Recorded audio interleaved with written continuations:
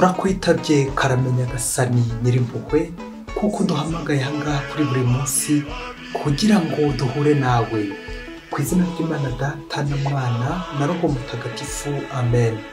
Nimuhumure bana b'Imana, Yesu aje kudutabara ku wa gatandatu w'icyumweru cya 17 tariki 30 Nyakanga 2022. Isomo rya mbere ryo mu gitabo cy'umuhanuzi Yeremiya mutwe 26 umurongo wa 11 kugeza ku wa 19.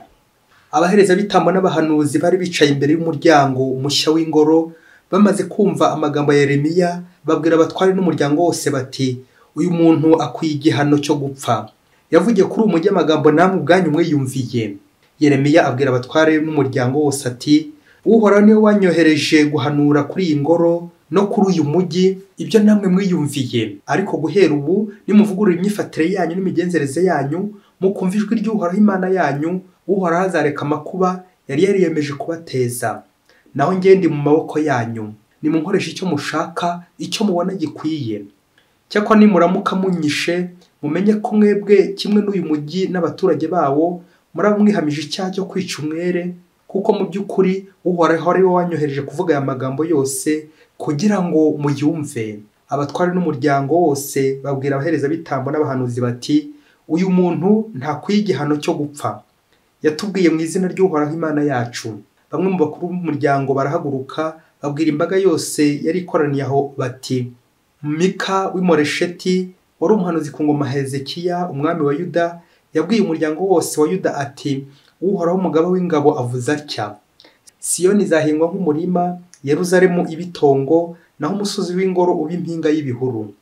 Hari ubwo se Hezekiya umwami wa Yuda n'imbaga ye bigeze bica uwo muhanuzi? Ahubwo ntibagaragarije Uhoraho icyubahiro agahugurukira kumwurura. Uhoraho nawe areka amakuba yari yiyemeje kubateza, none twebwe twari tugiye kwikurura ishyano. Iryo ni ijambo ry'Imana. Zaburi ni 69. Igihe cyo kuntabara kirageze, Mana yanjye umva isengesho ryanjye.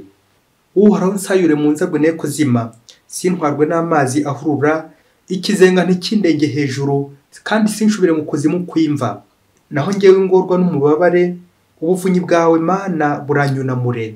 Ubwo nzaririmba izina ryawe kandi ryamamaze mu bisingizo.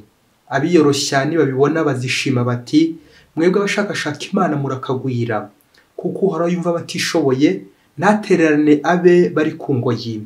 Igihe cyo kuntabara kirageze, Mana yanjye umva isengesho ryanjye. Nyagasani Yesu nabane namwe. Amagambo mu Ivanjili ntagatifu kwanditswe na Matayo umutwe wa 14 umurongo wa 1 kugeza ku wa 12. Muri icyo gihe Herode umutware w'intara ya Galileya yumva iby'ubwamamare bwa Yesu, nuko abwira ibyegera bye ati, uriya muntu ni Yohani Batista, niwe wazutse mu bapfuye. Nicyo gituma afite ububasha bwo gukora ibitangaza. Koko Herode yari yarafashe Yohana aramuboha, aranamufungisha abitewe na Herodiya umugore w'umuvandimwe Filipo, kuko Yohana yamubwiraga ati, ndibyemeye ko umutunga. Herode asigara ashaka kumwica, ariko agatinya rubanda rwabonaga ko Yohana ari umuhanuzi. Ku munsi wo kwibuka ivuka rya Herodi, umukobwa wa Herodiya abyinira mu ruhame, Herode aranyurwa. Nibwo arahiriye kumuha icyo ari bumusabe cyose. Nuko umukobwa amaze kugirwa inama na nyina, aravuga ati, ngaho mpera ahangaha kumbehe umutwe wa Yohani Batista. Umwami niko kubabara, ariko kubera indahiro yagiriye imbere y'abatumirwa be, ategeka ko bawumuha. Yohereza ujya gucira Yohana umutwe mu nzu y'imbohe. Umutwe bawuzana ku mbehe bawuha wa mukobwa awushyira nyina. Nuko abigishwa ba Yohani baraza batwara umurambo we barawuhamba, hanyuma bajya kubimenyesha Yesu. Iyo ni Ivanjili ntagatifu. Ba Kristo bavandimwe, nidushinga imizi muri Kristo nibwo tuzakomera koko. Umuhanga ati, umunsi kiliziya izaba iriho mu mudendezo, mu mahoro mwituze, nta totezwa, nta wiyikoma hano ku isi, mbese ivuga rikijyana ukibaze uriye bikakuyobera, aha danger de mort, uhegereye wapfa. Ngo icyo gihe abayobozi bayo bazibwirize begure, kuko kuri n'ikinyoma ntibishobora kumvikana, akarengane n'ubutabera ntibyavuga rumwe, bihora bihanganye nyine. Uko niko umuhanuzi le prophète porte-parole de Dieu qui parle au nom de Dieu auprès de son peuple uvugira Imana imbere y'umuryango wayo.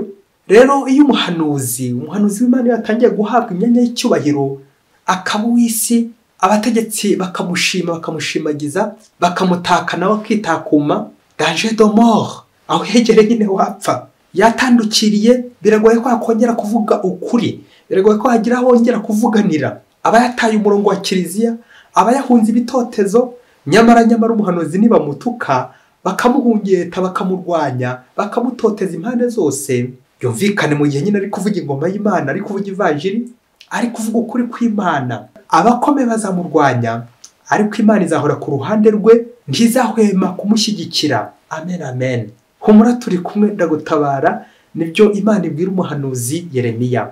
Ni koko bavandimwe, aho gushimwa n'abakomeye bo kuri iyi si, utitonze birangira bagushima ariko bakaza kugushimuta, nako banagushishimuye nabyo byaba. Cyangwa se aho gushimwa n'Imana, ukabara hano ku isi by'akanya gato ariko ukazishima mu bwami bw'ijuru igihe kirekire, iteka ryose wahitamo iki? Aha dufite igero muri Bibiliya umuhanuzi par excellence, umumenyerane w'ibyago, uwo ni Yesu Kristo. Niwe wanzwe n'ab'isi, ibi bigaragara kugeza bamwishe nyine ahangaha nyine ku musaraba, bambwe ku musaraba. Ngiyi rero inzira y'umuhanuzi w'Imana, kunyura inzira Kristo nawe ubwo yanyuzemo, kwigana Kristo, kumukurikira ndetse no kumukurikiza. By'umwihariko uyu munsi Imana yemeje kudukomeza, itwandikira ibaruwa y'ihumure, itwigisha, ikatwihanganisha condoléance imbere y'abahanuzi bayo bagiye kuzira ukuri, akarengane, ubutabera. Ubwo tuza kuzirikana ku ngingo igira iti, muvandimwe, irinde kurwanya Imana kuko utayishobora. Yavuga igira iti, usuzuguye intumwa abasuzuguye n'uwayitumye. Iyo wanze kumva umuhanuzi w'Imana nka Yeremiya cyangwa Yohani Batisa, ugahitamo kumuzitira, kumukomanyiriza, kumurwanya, kumutoteza, kumwica ndetse bikaziramo, iyo ni Imana uri kurwanya, ni Imana uri gutoteza. Ariko se bavandimwe, dusubije amaso inyuma, warwanya Imana ute uri umuntu? Créature contre le créateur. Ikiremwa kikarwanya umuremyi koko? Akarwa rushishi rwiyemeye ku mbogo, nuko rurayibwira ruti, ibeshya unyegere ngo uhombore. Aha, iyo urwanyije Imana biragera urwanyije. Akayavuga y'inararibonye Gamariyeli, tugomba gucaho uturongo nka dutatu, ari kuburira Abayisiraheli baba bari kurwanya intumwa muri icyo gihe, bashaka kuzipfukira ngo ntizogere kwamamaza Kristo. Nuko Gamariyeli arababwira ati, Bayisiraheli, ntimugire icyo mutwara bariya bantu, nimubareke bagende. Niba umugambi wabo n'ibikorwa byabo bikomoka ku bantu, bizayoyoka ku bwabyo, ariko kandi niba bikomoka ku Mana, ntimushobora kubisenya. Amen, amen. Ibyakozwe n'intumwa umutwe wa 5 murongo 38 kugeza ku 39. Urakoze Gamariyeli, utwibutsa kudatandukira, utwe twashaka kurwanya Imana kandi tutayishobora. Nta muntu warwanya Imana ngo bure kubivunikiramo. Wakomera ute se? Ahubwo wakomereka ari wowe, utarapfa se. Muri ibyanditswe bitagatifu by'uyu munsi, intumwa z'Imana zaje kuvuga amagambo y'ukuri, y'ubutabera, zibwirijwe n'Uhoraho, ariko rubanda, abategetsi bakomeye, kubera kwipfuka amaso, navugaga kunangira umutima no kwanga kuva ku cyaha, bakagira nabi abagaragu b'Imana, bakabacura imigambi mibisha izo ntumwa z'Imana, bakazitoteza. None turumva abahanuzi babiri, Yeremiya ndetse na Yohani Batisa, bagiriwe nabi, bagatotezwa kugeza naho babishe. Ndetse mu isomo rya mbere, rubanda n'abakuru b'umuryango bafashe umugambi wo kwica Yeremiya, bati, uyu muntu akwiye igihano cy'urupfu.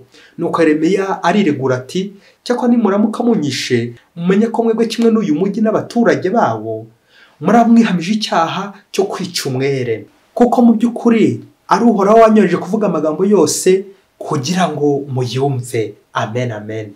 Nguko rero kwishyira mu biganza by'Imana nk'umurimbyi wa Zaburi uyu munsi, kuko ku Mana niho nyine hasigaye agakiza. Ku Mana nta kibuzeyo. Mu ivanjiri y'uyu munsi kumvise ukuntu umwami Herodi na Herodiya bishe amategeko y'Imana akora abiri yenda kurikirana ya 5 ndetse n'ya 6, ntuzice, ntuzasambane. None Herodi ari kwigamba ibi yakoze. Herodi ngo yari yacyuye Herodiya, umugore wo murumuna we Filipo. Yohani rero we yarabimubuzaga ati, ubujwe gutunga umugore wo murumuna wawe. Amen. Herodi umwami byabimanyeho byinshi, ageze noneho ku rwego rwo kwambura murumuna we, akanamurenganya, l'injustice, kubera ububasha murusha, icyubahiro, ubuyobozi, ubutegetsi. Ni nka bya bindi bya Dawudi, ufite intama nyinshi akarenga agafata n'agatama k'umukene, agafata umugore wa Uriya kandi afite abe. Herode rero mu kurwana ku cyubahiro cye n'ubwema bwe, aho kwivuguruza yahisemo kwica Yohani Batista ngo hato bataza kumuseka. Babyeyi, umuhanga yaravuze ati nta muntu umwe ushobora kwicira undi muntu kuko ntiyamushobora nk'ishusho y'Imana nyine. Rero kugira ngo umuntu umwe apfe hagomba afatanya cyaha benshi. Anaho benshi nyine twumvise muri iyi vanjiri ndetse no kwa Yeremiya nabo bari kumucura umugambi mibisha. Ni benshi pe, n'abahanuzi, abahereza bitambo, ba rubanda, abo mu mujyi ndetse n'abandi benshi kubera umuntu umwe. Ariko biragoye ko waza kumwica. Ese wasanga nanjye hari groupe ndimo muri iyi minsi ibigare babyeyi. Muri iyo groupe nkaba ndi gufatikanya n'abagomeramana, abagome, abayobe, mu kugambana, mu kwihakana Imana, mu bikorwa by'icuraburindi, ibikorwa by'urukozasoni, mu kwirukana abahanuzi b'Imana, kubatoteza, kubasebya, kunegurana inteko y'abaneguranyi, kubacurira imigambi mibisha. Bityo ngatiza iyo groupe umurindi, icyo kigare babyeyi. Wibuka rya tegeko ngo la masse ne raisonne pas, ikigare ba rubanda bangaba nta gitekerezo. Ni ngombwa rero kubavamo ngitarura ikibi. Erega umwami aha bari kuvuga ubu ngubu nta kiri Herodi, nta kiri Farawo. N'ikimenyimenyi Herodi yishe Yohani, ariko se we ubu turacyamubona ari hehe? Groupe mbamo des insulteurs, abashinja b'inyoma, aho kuba ibyegera by'umwami bagahinduka ingegera, ahubwo babandi nyine bamutiza umurindi, banga kumuvukuruza, banga kumugira inama, ahubwo bakamutaha mu nama mu kurwanya Imana.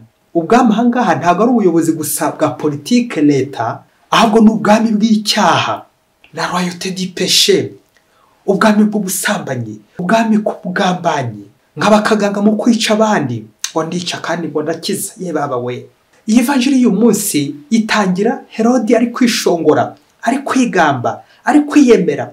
Ni nka mutangabuhamya umunsi umwe ahantu ngo ari ugushinja umugira nabi ati njye ubwanjye nakubonye mu gitero cyari kije gutwica, ufite umuhoro uri kwica abantu. Nuko ngo aramusubiza ati warambonye wowe? Warambonye?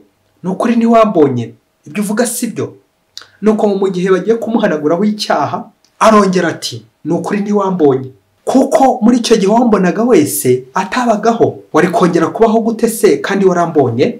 Aha mubyeyi mu Kristo umwami, wakubonye yongera kubaho, uwambonaga wese ntiyongeraga kubaho.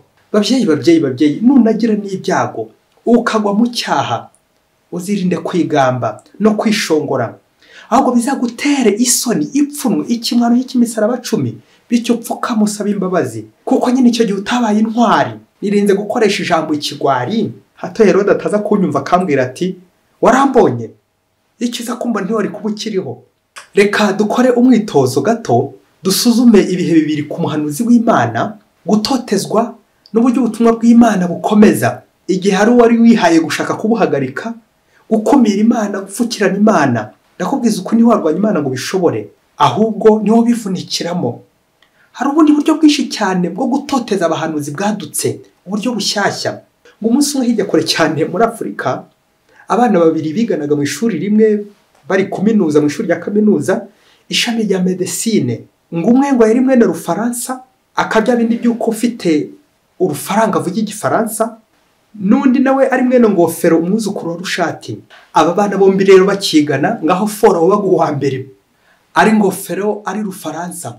Nuko ngo bamaze kurangiza amashuri yabo, bamaze kuminuza, ari abadogiteri biteguye kujya mu kazi, bagatangira nyine bakavura. Ubwo bagombaga kubanza gukora ikizamini cy'akazi, bagafatamo umwe uzajya avura muri ibyo bitaro bikuru, akanabiyobora. Ubwo rero umwuzukuru wa Rushati, nkuko n'ubundi ari wari usanzwe uwa mbere, n'ubundi abari uwa mbere, abari utsinda cya kizamini cy'akazi. Nuko kubera ko Rufaransa yari yasanzwe yifite ku mufuka, abyumvise agira ishyari arabisha, dore ko araziranye n'abakomeye mu nzego zo hejuru, abandi b'amapeti, bamuvuga ari kijyana, ukibazo iyo ryari bigakuyobera. Nuko Rufaransa menamo sinakubwira, ngo naho byavuga umuhungu we atari ubaye médecin directeur. Ubwo mwene Ngofero bamukubise ishoti batyo, dosiye bayinyweraho amazi akonje.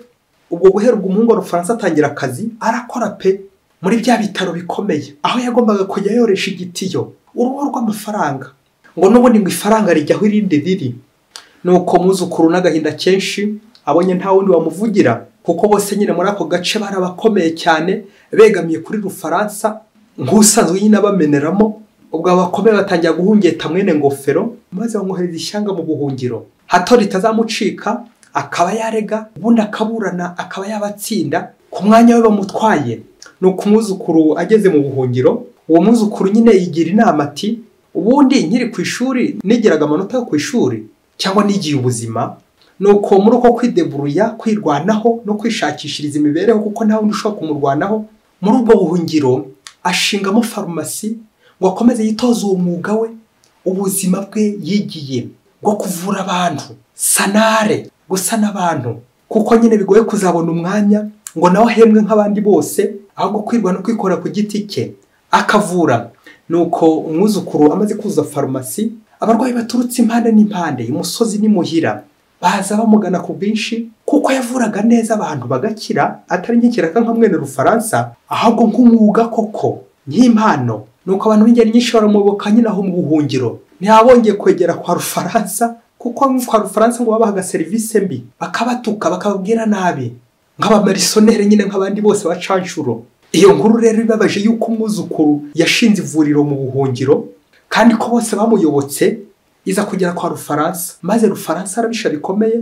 Nuko none bya byo ko nyakibatara bushyitsi yongera kumeramo amafaranga akomeza kurikirana umwuzukuru ngo arebe uburyo bwose ubuyobozi bwarabuza iryo vuriro bukaritesha agaciro bakarihanandura. Nuko kera kabaye nyine naho mu buhungiro bya bindi by'uko mutindi yanitse ritava ubuyobozi bukomeye buza bukurikirana mwuzukuru maze bahera kuri yanzu bamusaba kwisenya vana bwango barayirabuza ngo ntabwo bijyango ngo gicyo gihe yewe bajya no ku miti ye byose baratwika ngo ni magendo. Nuko baramwirabuza mbese ibintu byose barabyirabuza baratwika bigwa hasi. Ari umwanya w'akazi bawunywereyeho amazi ari ibikorwa byo kwita ku barwayi byose bararindimuye. Nuko muzukuru w'ishati bamusubiza batyo kwisuka arangara arabuyera ngo Rufaransa akomeze yishime. Igitangaje nyuma kumusenyera nyine aho mu buhungiro bamaze kumwirabuza muzukuru rero no mu nzira dans le chemin akomeza guhavurira sans demeure ntanze afite aho nyine bakomezaga kumusanga ari benshi ngo bavure bakire. Niko ye Rufaransa noneho nabyumva uburyo umuntu vagus inzererezi akomeza n'ubundi umwuga wo kugenda avura mu nzira ahanyuze hose. None se Rufaransa noneho azafunga inzira ate? Azashyiramo amacupa azashyiramo abarinzi bamaneko bakomeza bakumira umwuzukuru wa Rushati. Aha mwuzukuru wa Rushati humura komera uburakari bw'imbwa bushira mu kuzunguza umurizo wayo. Bakristo bavandimwe nguko kubasha ubushobozi ubutegetsi budashobora guhagarika imigambi y'Imana. Akavuga mu Latini ngo non scole sed vita discimus ne tidions pas pour l'école mais pour la vie. Ntabwo twigira ishuri amanota ahubwo twigira ubuzima. Hagoye rero abantu bigira amanota yo mu ishuri uko bigeranye n'igihe bagahora bababaye nka bene Rufaransa biga ngo bazakorera amafaranga gusa kandi ari n'abaswa. Ahubwo hahirwa abigira ubuzima kwita ku bandi kuvura abandi kuzaba ingirakamaro mu buzima gufasha abandi kuvura abandi kaboneyeho no kunzira inzira ishushanya inzira nyine turimo twese nk'abagiye mu ijuru ngo kuvura abandi kwita ku bandi. Ushobora guhagarika umunyamafaranga bigakunda ariko guhagarika umwuga ntiwabishobora. Akayamvugo ngo iyo wakinnye uba warakinnye. Muganga se yahagarika kuvura koko? Mwarimu se yahagarika ate kwigisha? Mukristo umuvandimwe nibigushyikira ugahagarika umwuga wawe ugahagarika gusenga ugahagarika kuririmbira Imana ugahagarika kujya mu kiliziya uzamenye ko wageze kwa Rufaransa nawe uzamenye ko kakubayeho uzabihirwa uzananirwa vuba witesha ingororano y'ijuru nyine. Nguko no kumuhanuzi w'Imana utakwibeshya ngo uramuhagaritse uramuziritse uramuzitiye uramwirukanye uramwishe. Yego nyine ushobora kumutoteza ukamuhungeta ukaba wanamwica yewe ariko ujye uzirikana ko Imana ifite inzira igihumbi ku buryo umugambi wayo wo gukiza abantu utajya uhagarara na rimwe. Urinde rero umukristo umuvandimwe kuriza umugambi w'Imana muyobozi mutegetsi urinde wo guhagarika Imana. Bagaragu b'Imana nimukomere mutwaze Imana iri kumwe natwe buri munsi. Amen. Mwese Imana ibahe umugisha. Imana Data na Mwana na Roho Mutagatifu. Amen. Padiri Musumbuko na Disilasi wa Diocese ya Cyangugu.